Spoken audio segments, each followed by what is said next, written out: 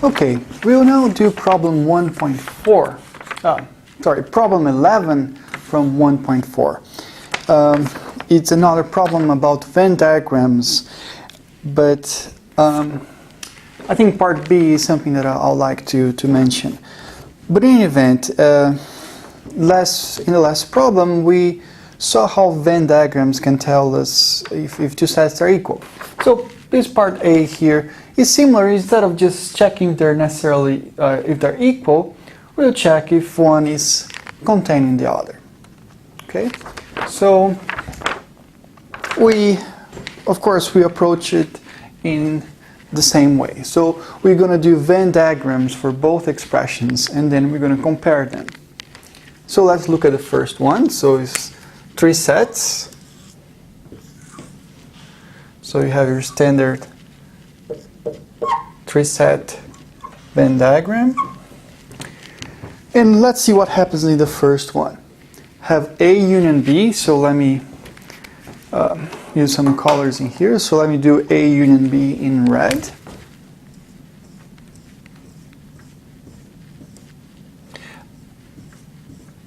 So let me do it here.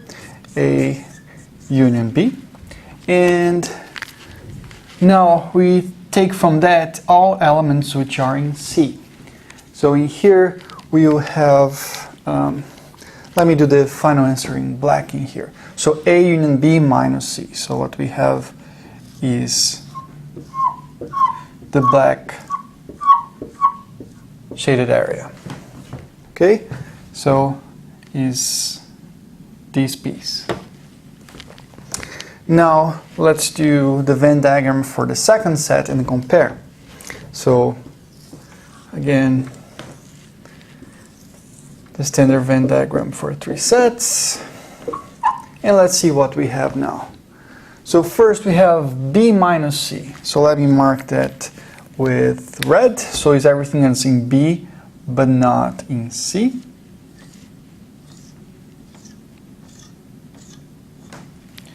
And then we take the union of what we just got with the set A. So let me go ahead and just do the final answer. So we're going to just add to what we had before, all of A. So what we get is this new shaded area in black. Okay? So the pictures can be somewhat confusing, so let me try to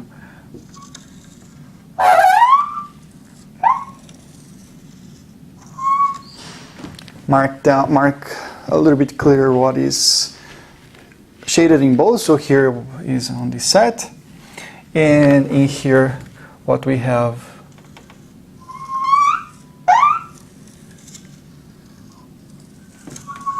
is all of these. Okay?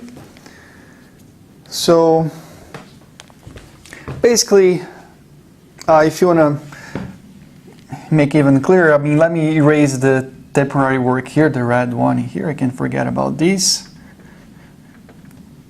So all that is shaded now is my answer.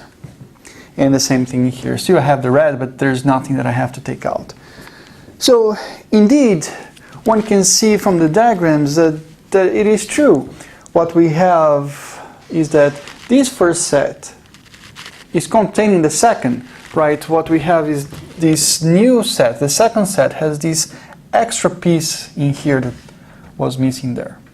So indeed what we get in this case is that the first, so this one corresponds to A union B minus C. This is contained in the second, which is A union B minus C.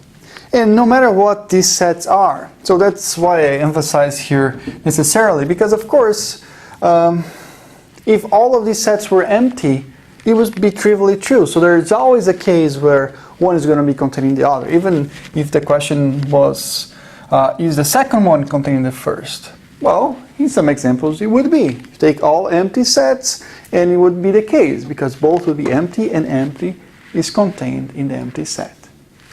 So the question here is necessarily, and this Venn diagram shows that indeed the first is always necessarily contained in the second, no matter what these sets are. So these would be part A. Now, part B asks to show an example where these two sets are actually different.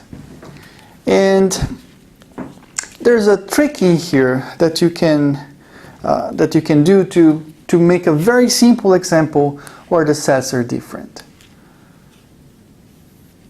So the idea is to, well, you do the Venn diagrams and you can see that they're not necessarily equal. They could be equal, but they're not necessarily equal because of this extra piece in here. So what you do to come up with an example, you can make up an example by putting a single element in one place where they differ. So here, this part in here where they differ, let me show it on the one that is not marked. So this part where they differ has two pieces. You have this piece in here, which is the intersection of A with B and with C, so intersection of all three, and this other piece in here. So all we have to do to come up with a counterexample is to put one single element in one piece where they differ. So I can, for instance, put something in here. And you can put whatever you want. Let me put, for instance, the number 1. So let me draw it in here again. So I'm going to put something where 1 is marked and 1 is not. So let me put a 1 in here. I could also have put something in there. So then I can describe my sets. What are my sets? Well, A is everything that is in this circle. So A is a set that contains only 1. B is everything that is in this other circle. So here is also the set that contains only 1. And again, so is C. And because I have an element where they differ, these are going to be different. These two expressions are going to give you different answers. Of course, the first expression should be contained in the second, whatever it is. So we can just compute now. For instance, what is the first expression? What is A union B minus C? So here, A union B is the elements that are either on the first set in A or is in the second set in B. So this union is just 1. And then you have minus C, which is the set that contains only 1. So you take 1 from the set that contains only 1, and you get the empty set. So this is the first expression. And what is the second expression? Well, we can compute again. So have A union B minus C. So A is a set that contains only 1. Union B minus C, is basically this expression again. So is the set that contains only 1 minus the set that contains only 1, giving you the empty set. But the union of something with empty set is just the something. So here is the set that contains only 1. So as you can see, these are clearly different. So you can always use this trick if you can verify from the Venn diagrams that the sets are different. And of course, as we've seen in the first part, of course, the first expression is contained in the second one. The empty set is contained in the set that contains only 1. Okay? So this is problem 11 from section 1.4.